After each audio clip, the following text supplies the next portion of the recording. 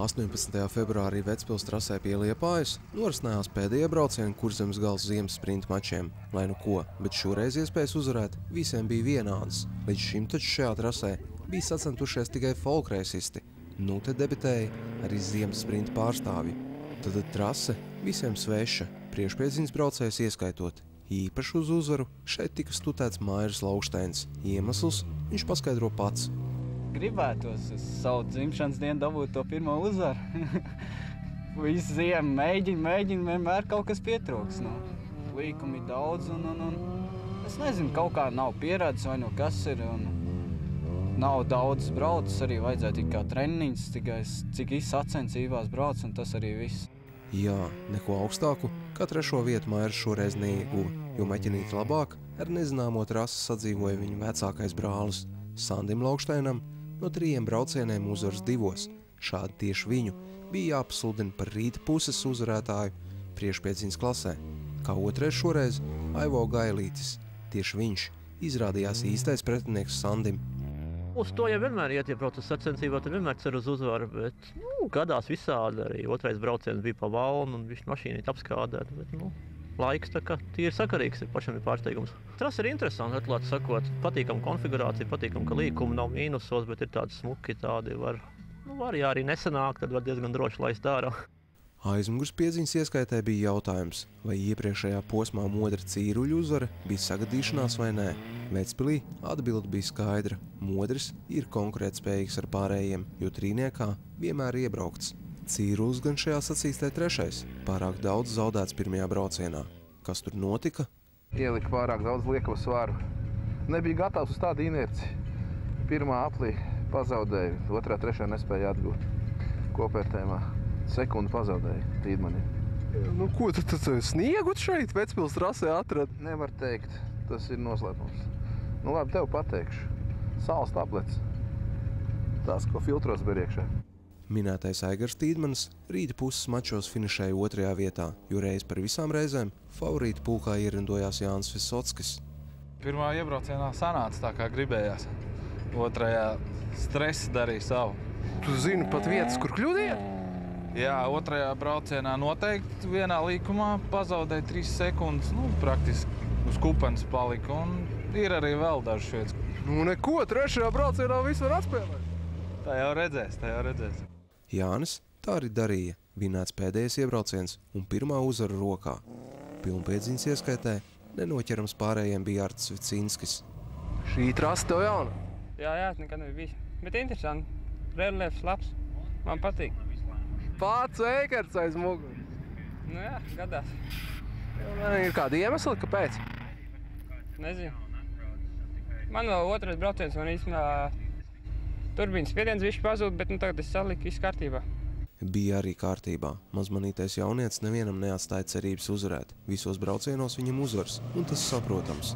Pēc konkurences tikpat spēcīgā ziemas sprinta seriālā, kuru organizē kuldīdznieki, tieši Vicinskis, Kurzemes galā ir 1. Minētajam Aināram Eikertam šoreiz nācās kapitulēt.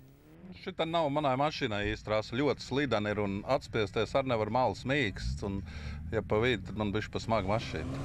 Tu konfigurācija pa kreisi, pa labi, negatīvi, pozitīvi. Jā, bet viņš jau ir tik slidens, ka tu vienkārši peli. Tas ātrums jau nav liels. Ja viņš būtu lielāks saķer, tad tur savādāk viss tā braukšana būtu. Eikerts vēl pamanījās sataisīt muļķības. Pēdējā iebraucienā viņš uz palikšanu iestika kupenā. Šādi no 2. vietas viņš nokrit uz 5. Otrais aiz Vicinska šoreiz Ralfs Sirmacis. Ralfs rādīja atzīstamu sniegumu, jo turpat pēcpusdienā norisinājās nākamais posms Kurzemes gala mačiem, un arī tajos aiz favorīta Arta Vicinska, kā 2. finišēja Sirmacis. Tas loģiski. Aināra Eikerta mašīnai pēc iesikšanas kupenā pārtrūka bremžu šļauka. Šādi nākamajos iebraucienos bremzēts ar stāvbremzes palīdzību, un šādi ātrs nebūsi.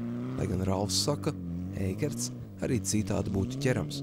Braucis jau es esmu ar pilnpiedziņu. Vienkārši grūti ir pierast tas, ka mašīna slīd. Pierast ar garajām naglām, ka viņa stāv uz ceļu un brauc, kur grib. Tagad viņa slīd, jāmeklē saķera visu laiku. Dzenošie jau palīgos vēl 2 riteņi. Tas jau neko nedod. Jābrauc, jātrenēs, tāpēc jau atbrauc patrenēties, lai nebūtu mājās jāsēž pie kompjutora.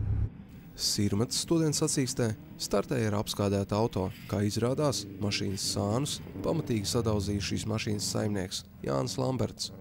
Nesanāca. Man kā Ralfam savukārt patīk šitās slidenās, man tās saķeras meklēšanas, zēles stiebriņus. Galīgi nepatīk un arī nesanāk. Ja varbūt, ja sanāk, varbūt patiks, protams, bet nesanāk un nepatīk līdz ar to. Tas viss atspieguļojās uz mašīnas sāniem. Var izlasīt uz to sāni, kā es māku braukt. Jautrības netrūka arī priekšpiedziņas klasē. Tur ātram bija jābūt folkreisistam Sandim Džeriņam. Šī taču bija viņa treniņu trase. Diemžēl mūždien viņš pārsit riepas.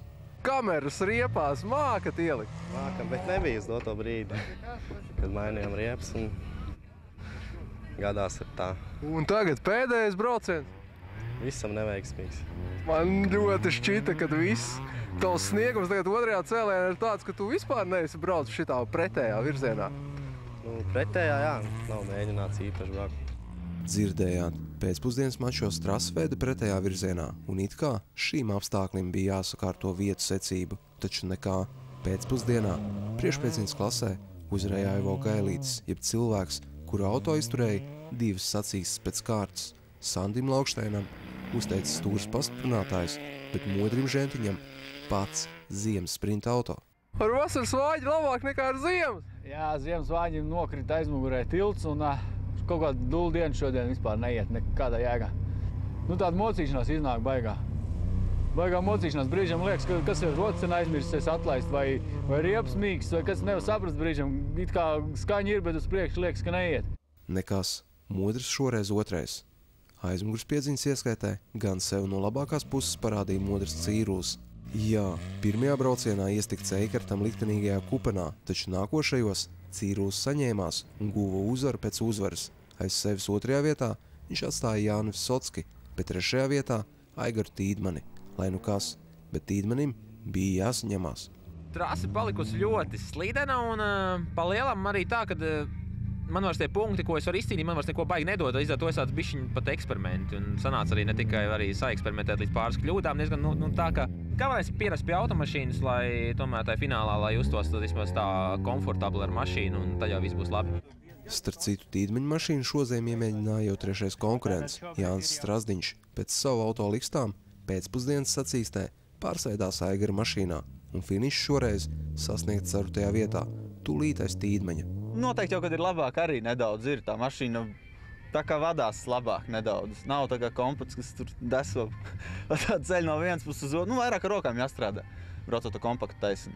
Ar šito it kā saliec un tad mēģina braukt tajā ritmiņā arī. Tā teikt, mašīna ar bagāžnieku, nevis bez. Jā. Ir bišķiņ lielāks šitam bagažnieks, vairāk smagumu var salikt.